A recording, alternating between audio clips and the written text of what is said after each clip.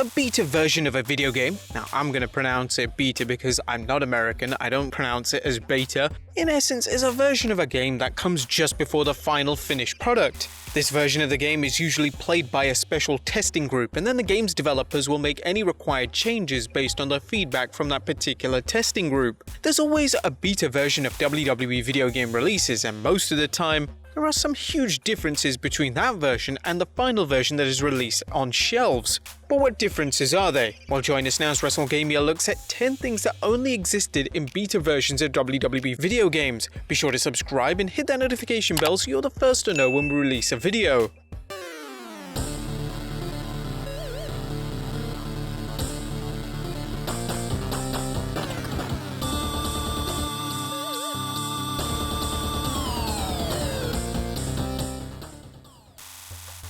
Number 10. The NWO in Raw 2. In the initial trailer for the beta version of Raw 2, there are noticeably a lot of differences. There's so many differences that we're not going to mention them all in this one video, we're just going to pick out the biggest ones.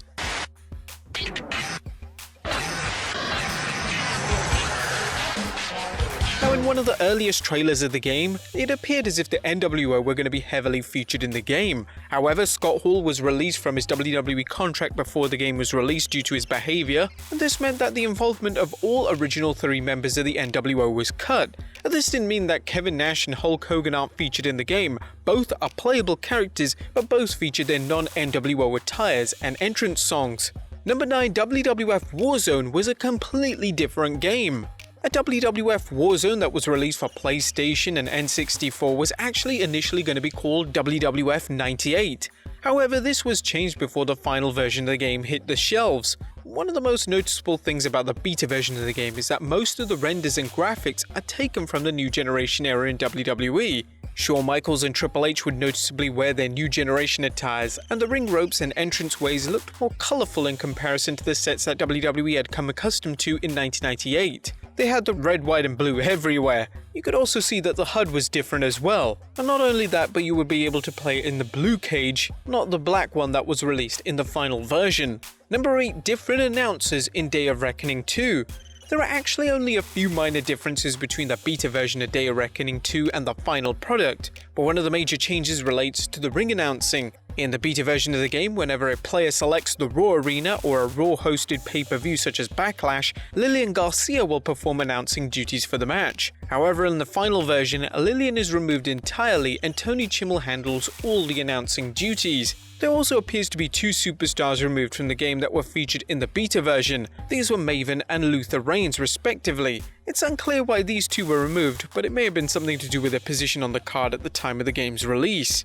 Number 7. The Training Room in WWF Attitude. The beta version of WWF Attitude actually featured a mode called the Training Room.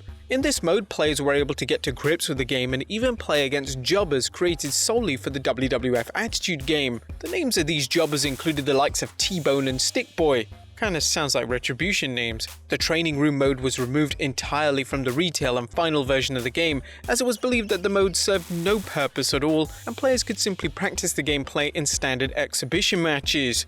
Number 6. The Blue Blazer in WWF Attitude. In relation to removed characters from WWF Attitude, one of the major names that was removed was the Blue Blazer. The Blue Blazer was a character portrayed by Owen Hart, and his removal from the game likely came down to the fact that Owen himself was featured, and the WWE didn't want to feature 2 versions of Owen on the game that had limited roster spots. If the Blue Blazer was kept in the game, this would have been his only ever appearance in a WWE video game. Additionally, Owen's appearance in WWF Attitude marks his last appearance ever in a video game, as he would pass away in May of 1999, and his estate hasn't allowed WWE to use his likeness in any WWE video game release since. Number 5. Jeff Hardy and Vince McMahon in Raw 2. Jeff Hardy was another key character removed from Raw 2. Hardy was heavily featured in the initial trailer for the game, and it featured Hardy performing a swanton bomb from the top of the ladder. Hardy would unfortunately be released similarly to Hall in 2003, and he would be removed completely from the game. It also appeared as if Vince McMahon was going to be a playable character, and this would have made a lot of sense as he was regularly featured on WWE television around the game's development and release date. However, he was cut for some unknown reason. Interestingly, Stephanie McMahon is a playable character in the game, who, despite barely wrestling on television, was actually the GM of Smackdown when the game was released. Number 4. A white cage in WWF Attitude.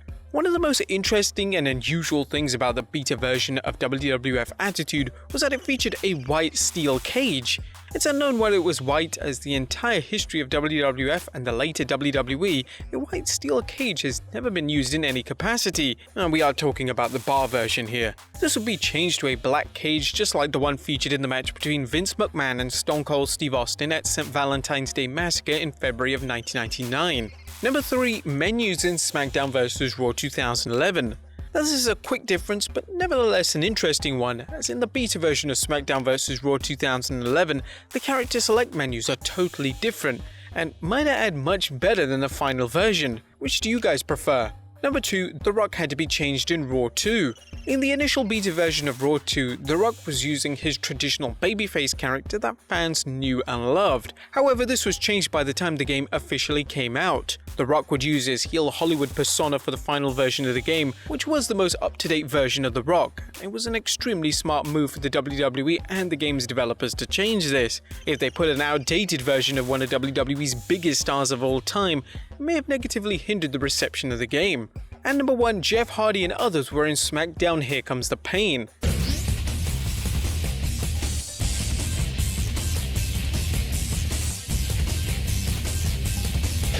Smackdown Here Comes the Pain is well established for being one of the greatest wrestling games of all time, but one of the major differences between the beta version of Here Comes the Pain and the final version is the amount of removed characters and outfits. In relation to outfits, the beta version of the game allowed players to select the Team Angle tracksuit for Kurt Angle, Charlie Haas, and Shelton Benjamin. However, this was removed, likely because Team Angle had disbanded by the time the game hit the shelves. In relation to the names that were removed from the final version of the game, they included Jeff Hardy, the Ultimate Warrior, Al Snow, Hulk Hogan, Billy Gunn, Billy Kidman, Bradshaw from the APA, Jamal, Rosie, Spike Dudley, Molly Holly, and William Regal. There's no explanation for some of the names being removed from the game. However, we do know that the Warrior was removed due to a legal battle regarding his likeness. We also know that Rosie and Jamal were removed after they had a bar fight around the time of the game's development. Plus, we also know that Hardy was removed due to his ongoing personal issues outside of the ring, which would ultimately lead to his release before the game would officially come out. But there you have it, folks, 10 things that only existed in beta versions of WWE video games. Should we do 10 more? Let us know in the comments down below, and I'll see you next time with some more wrestling video game content.